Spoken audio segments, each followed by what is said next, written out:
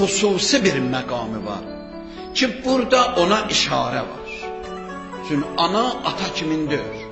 Ananın məqamı nisbət atıya xüsusidir ki, evlad onu bilməlidir.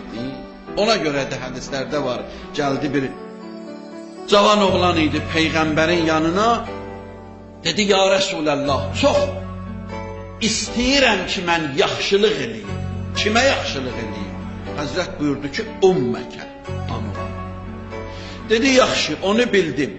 Kimə yaxşılıq eləyim? Ağa buyurdu ki, ümməkə, anıva. Bir də soruşdu. Dedi, onu da bildim də yaxşı bu anam. İndi kimə yaxşılıq eləyim? Yine Həzrət buyurdu ki, bu 3 dəfəni deyəndən sonra o 4-cü dəfə soruşanda Həzrət buyurdu ki, əbəkə, atuva. 3 dəfə dedi anıva, ondan sonra deyir atuva, hörmətlə. Yəni ki, bu hədisdə o ayədə olan incəliyi açıqlayır.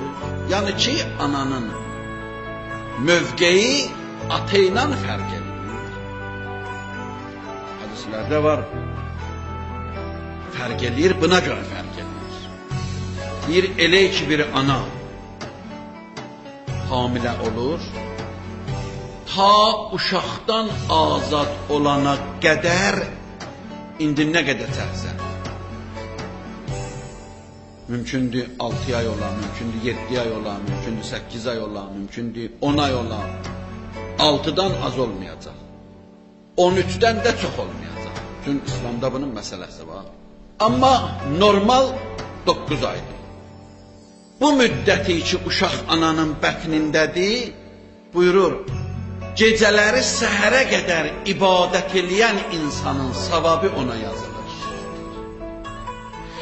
Hər günü axşamacan oruç tutan insanın savabı da ona yazılır.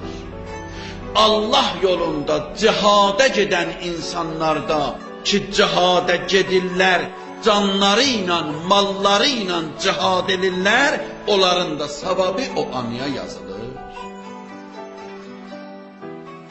Ona görə görürsən, fərq edir o birisi ilə. Elə ki deyir, bir ana uşaqdan azad oldu.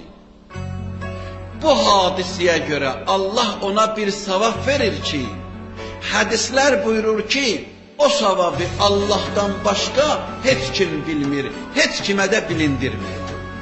Ki ona mən nə qədər savab verəcəyəm? Uşaqdan azad olur. Ona göre de hadislerde var, her qadın uşaqdan azad olanda rəhmətə getsə, şəhidlərə qoşulur. Allah onu şəhidlərə qoşulur.